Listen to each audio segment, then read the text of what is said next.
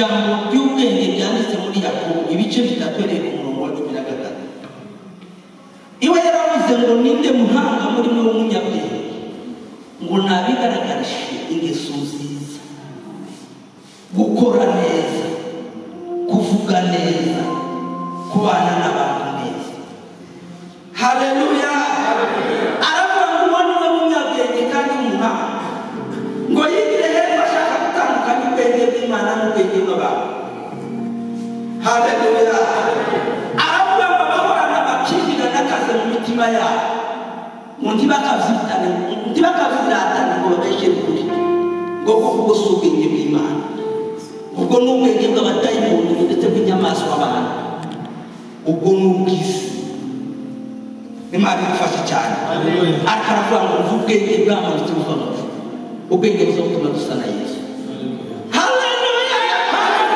Aravuga ngo ubwenge bw'ineza, n'ubwenge bw'amahoro, n'ubwenge bw'ubugwaneza, n'ubwenge butarobanura ku butoni, n'ubwenge butagira uburyarya.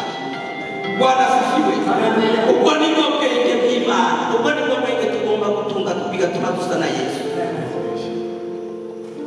Ubwenge bw'ineza, ubwenge bw'amahoro, ubwenge bwemera kugirwa inama, ubwenge butagira uburyarya, ubwenge butarobanura ku butoni, ubwo ni bwo bwenge bwamanutse buva mu ijuru. Bwana asifiwe. Ubwo ni bwo bwenge tugomba gutunga tugasa na Yesu. Imana ishimwe. Imana idufashe iduhe ubwo bwenge. Ubwo bwenge bwayasobanuye butameze nk'ubw'abisi. Abisi yaravuze ngo bahorana amakimbirane mu mito, ntibakaruhe babesha ku birane ngo bavuge ngo ubwo n'ubwo abadayimoni n'ubw'inyamaswa abantu. Ariko ubwenge batubwiye tugomba gusaba, bituja gusoza usaba usenga n'icyo asengera. Aravuga ngo Imana duhe ubwenge bw'amatwi buva mu ijuru, ubwenge bw'ineza, ubwenge bw'amahoro, ubwenge butarobanura ku butoni, ubwenge bwemera kugirwa inama, ubwenge butagira uburyarya.